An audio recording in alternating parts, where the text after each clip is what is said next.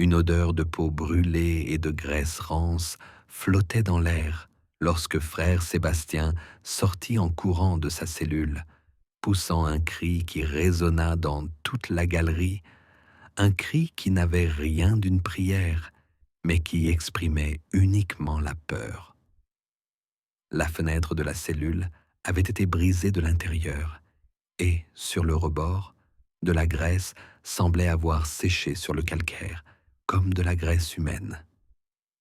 Dans la cheminée, des morceaux de tissu portant l'emblème de la Sainte-Croix brûlaient encore, et des coulées nauséabondes, semblables à celles qui s'écoulent des plaies purulentes, coulaient sur le sol. L'inquisiteur Lorenzo del Cardo, 60 ans, chef des tribunaux inquisitoriaux de Castille méridionale, fut retrouvé sur le sol de sa chambre, face contre terre, la peau du crâne décollée comme la peau bouillie d'un agneau. Selon le premier rapport de la confrérie, il était mort pendant la nuit, seul, derrière des portes closes, sans signe de violence. Mais l'odeur de pourriture n'était pas apparue après sa mort, mais plusieurs jours avant. Selon les registres du monastère, Lorenzo avait cessé de s'alimenter 9 jours avant sa mort. Il exigeait qu'on ne lui donne que de l'eau infusée de réglisse et de cendres d'hérétiques brûlées. Sa langue était noircie, sa voix rauque, ses yeux enflammés comme ceux d'un paralytique. Les moines témoins ont écrit que pendant les dernières semaines de sa vie, il portait un masque en cuir épais, soi-disant contre les émanations de soufre, mais en réalité pour cacher les déformations de son visage. Les premiers signes d'empoisonnement sont apparus dès la fin avril, lorsque Lorenzo a commencé à souffrir de spasmes dans la mâchoire inférieure, puis de difficultés respiratoires. Il se plaignait de démangeaisons sous la peau, de souris rampant sur son visage de l'intérieur. Cela coïncidait avec la visite d'une délégation de Montellara, comte soupçonné d'avoir caché des livres interdits par la bulle de pureté. Dans la nuit qui a suivi la visite, un incendie s'est déclaré dans la cellule de l'inquisiteur. Une pile de parchemins a pris feu, parmi lesquels ont été retrouvés plus tard les procès-verbaux contenant les condamnations de plus de 30 habitants des villages détruits par le feu. Aucun nom n'a pu être reconstitué, l'encre ayant été rongée par l'acide. Le médecin du monastère, frère Esteban, écrivit dans l'un de ses rapports à l'archevêque de Tolède: « Le Saint-Père présente des signes de décomposition interne. La langue est grise, le pouls à peine perceptible, les sécrétions sont nauséabondes et sanglantes. La peau du front est couverte de cloques, comme si elle avait été brûlée par de l'eau bouillante. Un œil est presque sorti de son orbite. » Il recommanda l'autopsie du cadavre afin de déterminer la nature de la maladie. Mais le corps fut mis dans un cercueil immédiatement après le décès, sans autorisation d'autopsie. Les raisons étaient politiques. Dans la nuit de la mort de Lorenzo, sur ordre de Rome, 3 chanoines de la cathédrale furent arrêtés. L'un d'eux, Dominique de Fuenza, a été retrouvé mort, la gorge tranchée par un morceau de verre sur lequel il y avait des traces de sang et de soufre. Extrait des notes personnelles du frère Alonso, qui a été l'assistant de Lorenzo pendant les 3 dernières années. Le masque sent la pourriture. Il ne l'enlève même pas pour se laver. Je l'ai vu pleurer à travers les fentes. Du pus coulait de son menton. Parfois, il m'appelle la nuit et me demande de lui frotter le dos avec du sel. Il dit que cela fait sortir le mal. Ses ongles sont tombés. Je les ai cachés pour que les frères ne les voient pas. Selon les documents officiels, 1 mois avant sa mort, Lorenzo a signé un décret autorisant l'incinération accélérée des personnes soupçonnées de hérésie interne, c'est-à-dire celles qui n'avaient rien dit d'hérétique, mais qui étaient soupçonnées d'être contaminées par le virus de l'hérésie. Cela a donné lieu à de nombreuses dénonciations. Les bûchers avaient lieu la nuit. L'inquisiteur lui-même, malgré son infirmité totale, ordonnait qu'on le transporte en fauteuil jusqu'au lieu d'exécution. Des témoins affirmèrent qu'il condamnait à mort des femmes avec leurs enfants, prononçant à peine les mots à cause des plaies purulentes qui lui déchiraient la gorge. L'un des observateurs secrets, un agent de la couronne de Castille, écrivit dans son rapport: « Sa mort sera une délivrance. Il pourrit, assis sur un trône de peau. Ses paroles sont incompréhensibles, mais tout le monde ressent sa peur. Il a ordonné que les fenêtres de sa chambre soient cousues afin que l'ange de la mort ne puisse pas voir son visage. » Son visage était effectivement méconnaissable. Son frère Sébastien, qui fut le premier à entrer dans la cellule après sa mort, fut ensuite transféré dans un autre monastère et refusa de parler de ce qu'il avait vu. Ce n'est que dans une lettre écrite peu avant sa mort qu'il avoua: « J'ai vu son visage glisser sur le sol comme de la cire. Sous lui, il n'y avait plus qu'un crâne. Il respirait encore. » Qui a empoisonné Laurent et pourquoi? Cela n'a jamais été élucidé. Officiellement, sa mort a été qualifiée de décès naturel dû à la décomposition interne causée par la vieillesse et le service. Mais dans les archives de l'Inquisition, il reste une note scellée. Le poison était dans l'huile. L'huile était dans la lampe. C'est lui-même qui avait allumé la lampe en signe de purification. Le cercueil, fabriqué à la va-vite en bois de cyprès brut, fut transporté par l'arrière du monastère, dans l'obscurité, sans chant ni croix. Il était porté par des novices dont les noms n'apparaissaient pas dans les registres du monastère. Sur ordre de l'archidiacre, le cercueil ne devait en aucun cas être ouvert. Le défunt inquisiteur Lorenzo del Cardo fut enterré dans une crypte abandonnée sous la cathédrale de San Blas, à côté des corps des lépreux et des condamnés au bûcher, dont les restes avaient autrefois été cachés dans le sol pendant la nuit. Il n'y avait pas de nom sur la pierre tombale, seulement une prière gravée pour le silence. 3 jours après l'enterrement, frère Esteban fut retrouvé mort dans sa cellule, la langue coupée. Sur la table, il avait laissé une note écrite d'une main tremblante. Il est venu pendant la nuit, sans visage. Son corps ne fut pas autopsié. Les semaines suivantes furent marquées par une grande tension. Les confessions se multiplièrent au monastère, certains moines affirmant entendre la nuit dans les couloirs des bruits de pas nus accompagnés d'une odeur de chair brûlée. Plusieurs ecclésiastiques disparurent de la chaire. L'un d'eux fut retrouvé à l'extérieur de la ville, le cœur arraché et la poitrine recouverte de cendres. Le tribunal sacré de Tolède a envoyé une commission pour enquêter sur les circonstances de la mort de l'inquisiteur. Cependant, à leur arrivée, 3 des 7 membres de la délégation sont tombés malades. Tous ont développé une forme grave de fièvre accompagnée d'un œdème facial et de lésions cutanées purulentes. 2 d'entre eux ont présenté une déformation de la cavité buccale.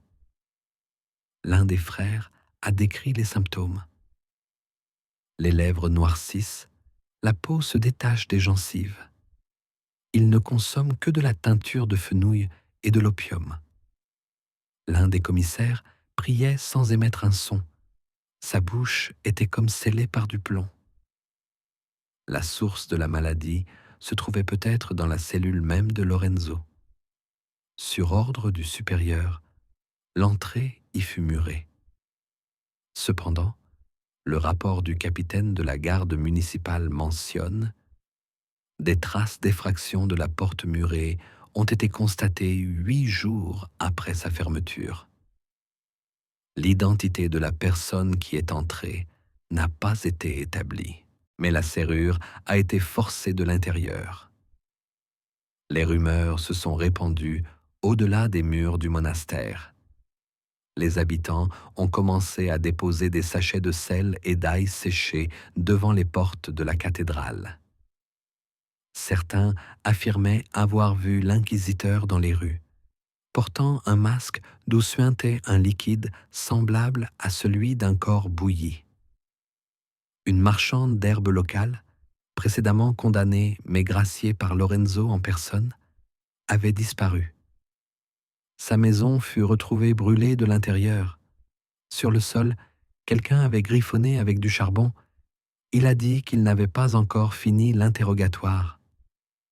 L'archevêque Ribeiro ordonna d'ouvrir le cercueil, en secret, pendant la nuit, à huis clos. Les 3 novices qui avaient témoigné disparurent plus tard, mais le frère Inigo, le plus jeune de ceux qui l'accompagnaient, nota dans son journal intime 1 an avant sa mort: nous avons ouvert le couvercle.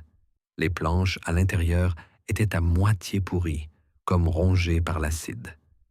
Mais il n'y avait pas de corps, seulement un masque. Sous celui-ci, un morceau de peau et 2 dents. Le même jour, une partie des archives de la chaire de San Blas a brûlé. L'incendie s'est déclaré dans la section où étaient conservés les dossiers des hérétiques condamnés au cours des 30 dernières années. Parmi les fragments qui ont été sauvés, on a retrouvé une feuille fortement carbonisée avec une partie d'une prière inscrite dans le verdict de l'inquisiteur Lorenzo. Non pour le pardon, mais pour la confiscation. Non pour le réconfort, mais pour l'élimination. Celui qui n'est pas connu ne peut être jugé. La confrérie du monastère fut partiellement dissoute. 5 cellules restèrent scellées. Aucun nouveau novice ne fut accepté.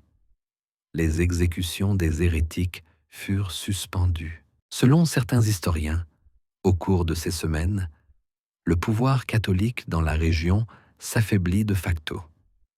L'archevêque et sa chancellerie se cachaient dans la forteresse. Une partie des tribunaux fut transférée aux autorités civiles. Un décret arriva de Rome: nettoyer le siège, nommer un nouveau juge, reconnaître la mort de l'inquisiteur comme étant le résultat de la fatigue physique et de la maladie de l'esprit. Ne pas répandre la peur. Mais la peur était déjà présente dans chaque mot. Les gens ne prononçaient pas le nom de Lorenzo. Les évêques qui lui avaient succédé ne vivaient pas dans les appartements épiscopaux. La disparition de 2 nouveaux ecclésiastiques a été signalée au siège épiscopal. Le dernier d'entre eux avait laissé une note dans le bureau. Il n'est pas mort. Il s'est dissous. Son visage est tout ce qui reste de lui. 32 jours après l'enterrement, le siège épiscopal de San Blas fut officiellement déclaré vacant. Personne ne nomma de nouvel inquisiteur. Au cours des mois suivants, tous les procès contre les hérétiques dans le diocèse ont été suspendus. Les scribes de Tarragone et de Séville ont signalé une chute soudaine du nombre de dénonciations et le refus de certains notaires ecclésiastiques d'accepter des accusations sans la signature personnelle de l'archevêque. Manmianger Ribeiro, qui avait reçu une lettre du cardinal Alfonso lui demandant de reprendre les procès, répondit: quand un inquisiteur meurt et que son visage se décompose, ce n'est pas seulement sa peau qui disparaît, mais aussi son mandat. Nous avons peur de répéter l'erreur. Il s'est rapidement avéré que Lorenzo del Cardo était gravement empoisonné au moment de sa mort. Un rapport médical secret envoyé à la chancellerie papale contient le passage suivant. Des dépôts noirs, typiques de la consommation de composés résineux à base de mercure et d'acide acétique, ont été découverts sur les parois internes de l'estomac. Les gencives sont détruites. Le larynx est partiellement fondu. L'empoisonnement s'est produit lentement, par ingestion et inhalation de vapeur. Il est possible que le poison ait également été appliqué sur la peau, par le biais d'onguements rituels. Le nom du présumé empoisonneur a longtemps été tenu secret, mais des années plus tard, dans un rapport du consul espagnol à Venise, il est mentionné « Il y a de bonnes raisons de soupçonner qu'une femme graciée par l'inquisiteur en 1466, lors d'un procès pour sorcellerie, a empoisonné la nourriture de ce dernier. Elle a disparu un jour après sa mort. Plus tard, elle aurait été vue à Naples, le visage entièrement couvert d'un masque. Le meurtre de Lorenzo a provoqué une réaction en chaîne. Certains chanoines ont commencé à renier publiquement l'Inquisition. Une vingtaine d'affaires furent réexaminées. Les biens des personnes condamnées pour hérésie leur furent restitués. À Ségovie, un groupe de prêtres brûla ouvertement le dossier qui avait appartenu à Lorenzo. Ils furent accusés de sacrilège, mais leur procès fut reporté pour circonstances non élucidées. Selon la légende, 3 de ces prêtres moururent en l'espace d'une semaine, tous présentant une inflammation des tissus faciaux accompagnée de douleurs insupportables, d'un délire de persécution et de hallucination. Une inscription a été conservée dans les chroniques du monastère de San Marco. Maudit soit celui qui revêt le visage de Lorenzo. La peau se détache de son visage et son langage est purulent. Il ne se reflète pas dans le miroir, et s'il se reflète, ce n'est pas immédiatement. La chaire de San Blas fut officiellement fermée 9 mois plus tard. Les locaux furent scellés et les reliques transférées dans des églises voisines. Plus tard, le bâtiment lui-même a été démoli. Mais les rumeurs ont persisté. Une croyance s'est répandue parmi le peuple selon laquelle le masque de Laurent avait été conservé et que si on le plaçait sur son visage, on pouvait acquérir le pouvoir sur les gens, mais perdre sa chair. Dans certains villages, les enfants appellent encore aujourd'hui les ombres sans visage près de l'église les Laurentins. Les lettres des ambassadeurs à Rome ont fait état de l'inquiétude du Vatican. La peur est devenue plus forte que la foi. La justice disparaît. Les structures du pouvoir sont floues. Le peuple se tait, mais ne prie pas. 15 ans après sa mort, un homme décomposé, avec un masque métallique soudé au visage, a été découvert dans une chapelle à Utrecht. Selon une dénonciation, il se faisait appeler le porteur de justice et lisait des sentences en latin qu'il ne connaissait pas. Il a été brûlé, mais son corps n'a pas été entièrement consumé. Son crâne s'est fendu et un liquide ressemblant à de la cire fondue s'en est écoulé.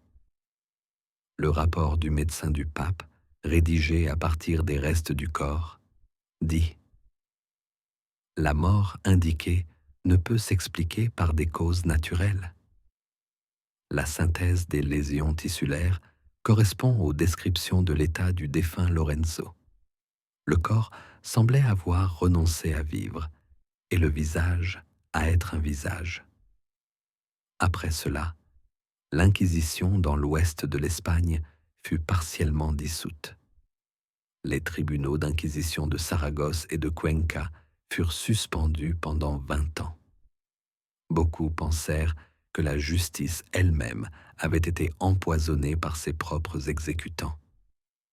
On disait que la mort de l'inquisiteur Lorenzo n'était pas une vengeance, mais une punition, que son visage avait fondu parce qu'il n'aurait pas dû appartenir à un être humain. C'est ainsi que disparut le dernier grand inquisiteur de San Blas, non pas par l'épée, non pas par la vieillesse, mais parce qu'il était devenu le miroir de la douleur dans lequel il s'était regardé trop longtemps sans repentir.